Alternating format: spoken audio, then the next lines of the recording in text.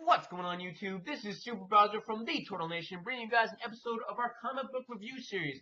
This will be episode number 3, so if you can, please hit that like or dislike rating to show support for the content that me and War Turtles are providing you guys daily. Now with that out of the way, go ahead, sit back, relax, and enjoy as I bring you the next episode as we review Amazing Spider-Man The Relaunch number 2.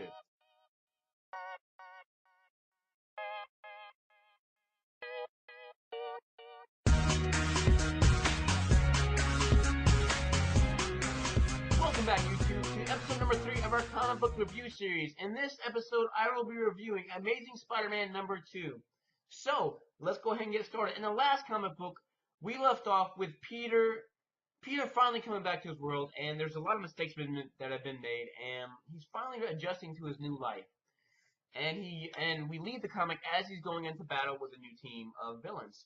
So we open up episode 2. We open up Amazing Spider-Man number 2 with a closed off apartment, no windows, no nothing, it's just pre-made food and videotapes of Spider-Man's fight.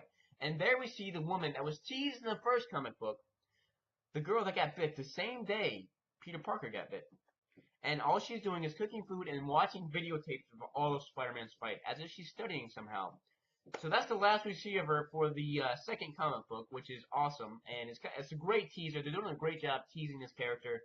Dan Slott, all the writers, are doing an amazing job teasing her in until I'm pretty sure it'll be down the line, probably around comic book number 10 or 11, that we finally see her in action. Hopefully, keep your fingers crossed. So we open up again, and Peter is talking to Miss Anna Marconi, who is Doc Ock's girlfriend while Doc Ock was inhabiting Peter Parker's body. Stay with me. So she realized, after seeing Spider-Man running around half naked, she recognized a freckle on his body and says, "Oh my God, Spider-Man is Peter Parker. Wow, this is mind-blowing news." So Peter goes back to the apartment that they share, and he talks to her and says, "I'm not really the guy you've been with for the past year and 4 months. He was the supervillain Dr. Octopus who somehow managed to trap his mind in my body, and now I'm back to me, so all those feelings you two had, I don't really have any of them." So she's finding a way to deal with this, and she does an amazing. I think Marvel did a pretty funny thing. Instead of freaking out, she processed information by cooking these amazing cookies. That Spider-Man's like, "Oh my God, these are the best thing I've ever put in my mouth." What? Straight from him, not from me. I didn't write that or say that. That's what he said in the comic book. Anyways, so she leaves to process the information where Spider-Man gets called in by the Avengers, but they run a battery test, and they figure out that this is indeed the actual Spider-Man. So that's good news for Peter Parker. Him and Captain America kind of get in a tiff because Peter just finds out that Flash Thompson is Venom now. Flash Thompson, who he's really grown to care about, who is Spider-Man's biggest fan, yet was Peter Parker's biggest terror when he was growing up. So it's kind of a weird relationship, but he does care about him, and he's upset that Captain America kept that secret from him. Anyways, as we progress on to the comics, Peter goes back to his company, and they're like, "What are we doing with all this cyberkinetic line we're developing?" And Peter's like, "What? Oh, that's right. Doc Ock got me a PhD in cybernetics, which I know nothing about." He's a genius, though, so he can probably figure it out eventually, but he don't know enough to get the company on its feet right then, because the company was attacked during the end of the Superior Spider-Man series, which, as I will say again and again and again throughout this series, that was an amazing series. You should really go check it out. Anyways, so obviously, and then all of a sudden, all the lights go out in the city, and what does that mean for Spider-Man fans? Electro's back, because who causes blackouts more than Electro? Probably no one. Anyway, so Spider-Man rushes off to fight him, but it's an overpowered Electro due to Ock's meddling and experimenting on him as Superior Spider-Man. So Electro's kind of messed up. If you can imagine this Electro, I'll actually show you the cover of the magazine so you can just see how ridiculous this new Electro looks, and it's pretty awesome. I'm guaranteeing they drew inspiration from the movie, or maybe the movie drew inspiration from these artists.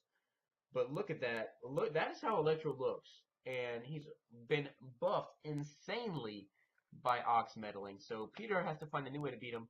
He tries to use the old standby, let me just douse you with a water hydrant, but unbeknownst to him, the Black Cat is there, and her powers, which I didn't know until now, is to is to have incredibly good luck or give bad luck to other people. So Spider-Man has no luck, more so than usual, but he finally ends up catching Electro and getting him put away. And then he has a light bulb off in his head that says, "Hey, my company can build a super prison." I don't know anything about cyberkinetics. I do know, after all my years of fighting as Spider-Man, what villains have what powers and exactly how I've countered him throughout the years. So he decides, hey, he announces at his company, hey, since I've done build so much tech for Spider-Man, we're gonna go ahead and build a super villain prison because we need one for New York, because obviously New York is where all the baddies come to play. And then you see, I think the last frame of the comic, you basically see, or during the last frame of the comic, you see that the Black Cat is definitely planning something dastardly. So that's interesting to see. You also get to see a cameo by the Human Torch, who is completely powerless after dying in the negative zone and come back to life. Like I said before, if your favorite character dies in the actual Marvel Universe, not the Ultimate Universe, but the actual Marvel Universe, there's a pretty good chance that he's going to be back alive. Because I'm pretty sure Marvel killed the Human Torch and he's just like, we got to shake up the family somehow, so let's have one of them die. I'm pretty sure at least one member of that family has died at least a couple times. I'm not sure. I'm not a big Fantastic Four fan. It's a good field. They are Marvel's first family, so I can't say anything bad about them. I like the Human Torch. He's a great character. Anyways, so that's where the comic book leaves us. It's a great comic book. Everyone who hasn't read it yet should go check it out. If you like these videos, if you're intrigued by the comic books, go, and you don't have a place, you have no idea where to start, go to www.americasheroes.com. Shameless plugging for these guys. Go to americasheroes.com. They're a great comic book store. I get all my stuff from them. Their number will be on the website. Call Earl. He's a great guy. He'll hook you up, get you what you need. Okay, now that the review's done, let's talk about some other news that happened during these past couple of weeks since I've uploaded the comic book review. Marvel has announced that there will be a new Thor, and she will be a female. Somehow, Thor loses his powers and loses the ability to wield Mjolnir. Yeah, Mjolnir. Ugh, I don't know. I can't pronounce it. Sorry for butchering that. For all you Thor fans out there who may not watch this video, I am so sorry for butchering that. But yeah, I'm not a huge. I know Thor's awesome and he's a great character. And I love that he's part of the Avengers. But aside from that, I haven't actually read a lot of Thor comics. Like I said, my primary focus has been on Superman and Spider-Man since I was little. Anyways, Mjolnir is no longer his to wield, and then this female character that's wielding it. Now, I want you guys to comment below and let me know what your reactions are to this. Here's what I think, and please don't think I'm sexist, because I'm not. I'm not sexist at all. I think it's great that there's women comic book characters, and there's some great women comic book characters. However, Marvel is shamelessly trying to erase the sexism thing that are labeled by comic books, which, let's face it, I'm not gonna lie and say that most comic book buyers aren't male, because they are. It's a fact. Most comic book buyers are male. However, they're trying to grow their audience, but I don't think getting rid of one of the most beloved characters and taking away his powers and giving them to a female is exactly the right play. I don't think that's the way to go about it, Marvel. You have all these great female characters in play. You've got the Spider-Woman. You've got any of the X-Men female characters are amazing characters. Storm, Rogue, Jean Grey. Miss Marvel is a great character you guys haven't done a whole lot with. So you guys have all these characters. I don't think it was necessary if you just slap Thor aside and say, you know what, you're a female now, dude. You're a female Thor. Let's just do it. Let's just do it. I don't think it was a good idea. I personally don't like it. It's not that I don't like the idea of female being Thor. I don't like that they're just willing to get rid of a character like that on a dime. I wasn't a fan of it when they did the Superior Spider-Man series, but that turned out okay. So let's. I'm in the mood of holding my judgment until I see exactly how this turns out. So that's that. Also, I kind of want to get real with you guys just for a minute. For a couple minutes, actually. I was recently asked by someone why comic books are such a big deal to comic book fans. What makes us go crazy over what happens to the characters in the storyline, over how they react to certain things, over if movie adaptations get them right or not. Okay, so here goes. Here's my opinion on it. Comic book heroes should be people that you can look up to. I know they're not real people. I understand. I get it. I fully understand that. But to people who read comic books, it's like if you're a huge sports fan and you follow your favorite athlete, right? And if he turns out to be a complete d-bag, or if he turns out to do something wrong, you're just like, why, man? You feel kind of betrayed by it, right? I mean, this guy you look up to, and you feel like you should be able to look up to him as a hero. Like when Kobe got into that whole rape scandal thing. Not to desensitize it, that was super bad, and I don't know what really happened with that. I didn't follow it too closely. I mean, I'm a sports fan, but honestly, comic books have always been my main thing. Comic books, D&D, WoW, Star Wars, anything geeky, I pretty much have had my hand in the hat at some point. But comic book heroes are a big deal because I, people want to relate. People want to relate to people. That's just how it is.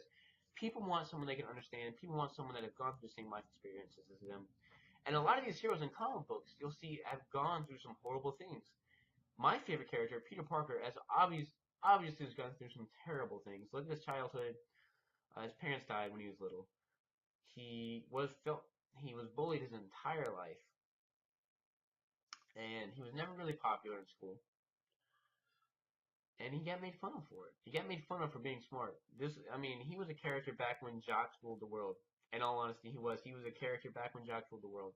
So people who weren't jocks, people like me, people like me looked up to Peter Parker because that dude, when he got powers, he didn't turn into a complete d-bag. He used his powers for good. Yeah, it took him a minute, and he had to learn a lesson about power and responsibility. But he still always tries to do the right thing with his powers. And despite all the bullying he went through, he never turned into a bully himself. So comic book characters like that, people with character flaws, and people who use what they do for the greater good, have always resonated with certain people, and it's always going to be like that. And I think that they're a great way to. I think they're a great storytelling mode. I think heroes are built. I think here comic book heroes are built to inspire people. I mean, my favorite actor, Zachary Levi, said it best. If you don't know who Zachary Levi is, go watch a show called Chuck. You'll love it. I promise. It is probably my favorite show. I've watched the series 3 times through. So yeah, if Zachary Levi ever saw this, I'd probably geek out. But comic book heroes are an art form, and the heroes in there are meant to inspire people, and that is exactly what they do. For people who don't understand comics, or people are going to say you're geeks, you're nerds for reading all this stuff, none of this stuff could ever really happen. Well, in all honesty, what's the chance of the average person becoming a superstar baseball, basketball, or football player? But we like to think it, right? We like to daydream, and that's what these guys do. They inspire people. I'm not saying we all think we're gonna get bitten by a radioactive spider and become Spider-Man. Because if so, I'd be the first one to find a way to do it. Because I think that'd be awesome to be able to help people like that. But I think that they're heroes because of how they inspire people. They're fallible. I mean, obviously, all your heroes have fallible flaws. Superman is too naive, and he trusts a lot. He trusts people beyond reason sometimes. I mean, Spider-Man obviously has a bunch of.